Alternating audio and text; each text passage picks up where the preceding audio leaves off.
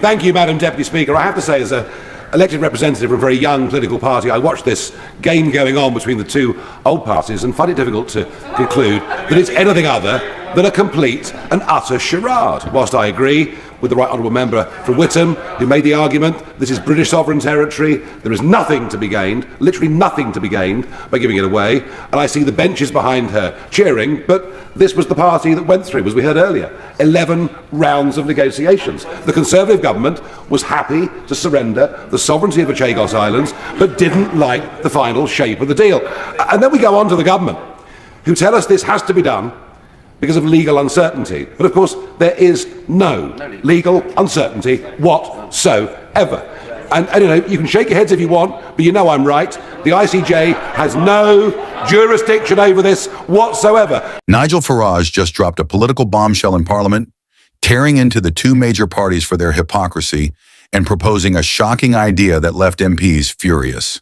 His fiery speech exposed backroom deals, post-colonial guilt, and the billions at stake in a decision that could shake Britain's global standing. But here's the twist. So why are we doing it?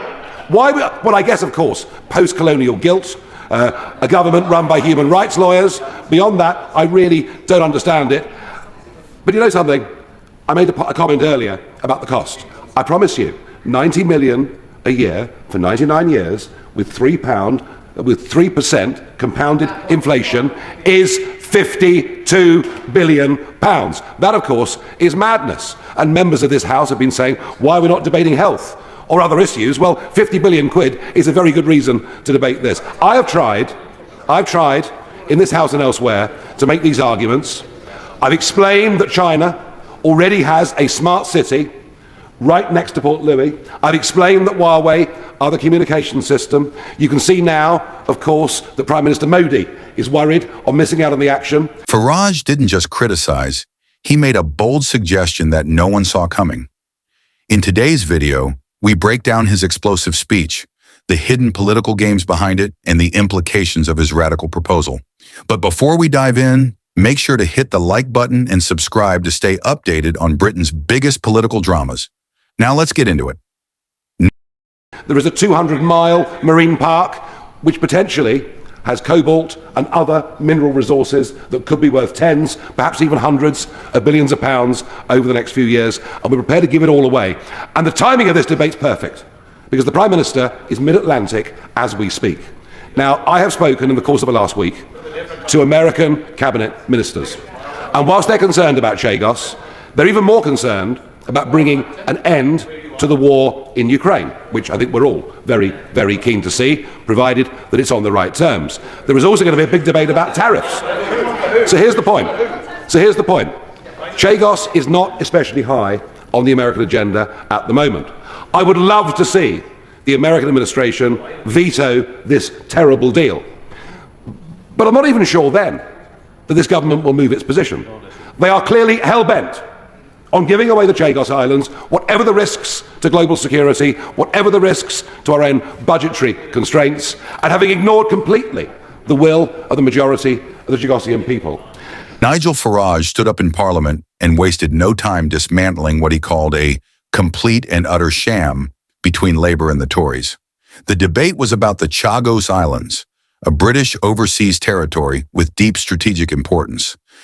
If that's the case, I would rather see America have the sovereignty of the Chagos Islands that are corrupt Mauritius.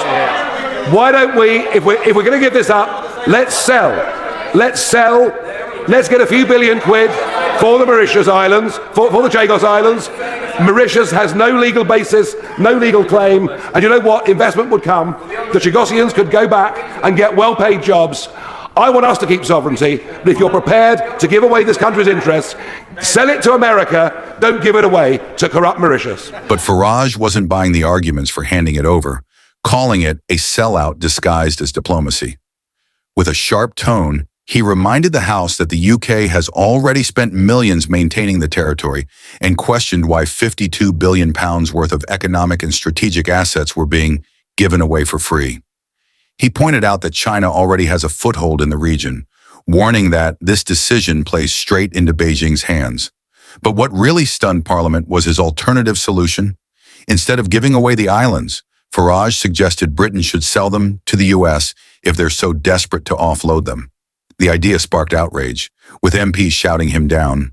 But Farage stood firm, arguing that at least the UK would get something in return, rather than handing power to a corrupt Mauritian government with no legitimate claim. Farage didn't stop there. He warned that this decision wasn't just about territory, it was about security. The Chagos Islands sit in a highly strategic region, close to vital shipping lanes.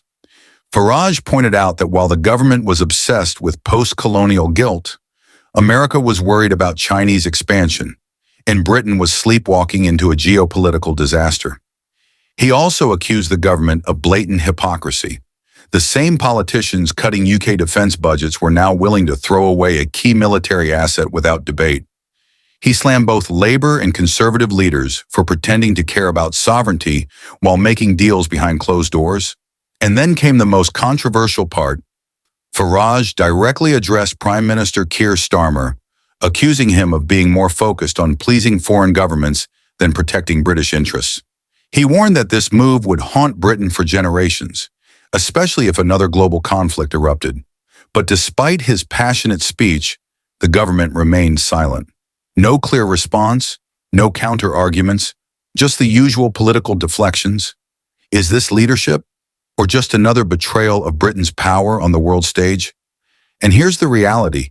If the UK government is this careless with sovereignty, what's next? The Falklands? Gibraltar? Scotland? Farage's speech was more than just criticism. It was a warning. If Britain keeps giving away its assets, soon we won't have a country left to govern. His words left a chilling silence in the room, and the reaction from MPs showed that the truth had hit hard. So what happens next? Will the UK government push forward with this deal, ignoring national security and economic interests? Or will the backlash force them to reconsider? One thing is clear, Farage has sparked a debate that won't die down anytime soon. What do you think? Is Farage right to call this a betrayal? Or is Britain making the right move? Let me know in the comments, and if you haven't already, hit the like button and subscribe to stay updated on the biggest political controversies in Britain. Thank you for watching, and see you in the next video. So why are we doing it? Well, I guess, of course, post-colonial guilt, a government run by human rights lawyers. Beyond that, I really don't understand it. But you know something? I made a comment earlier about the cost.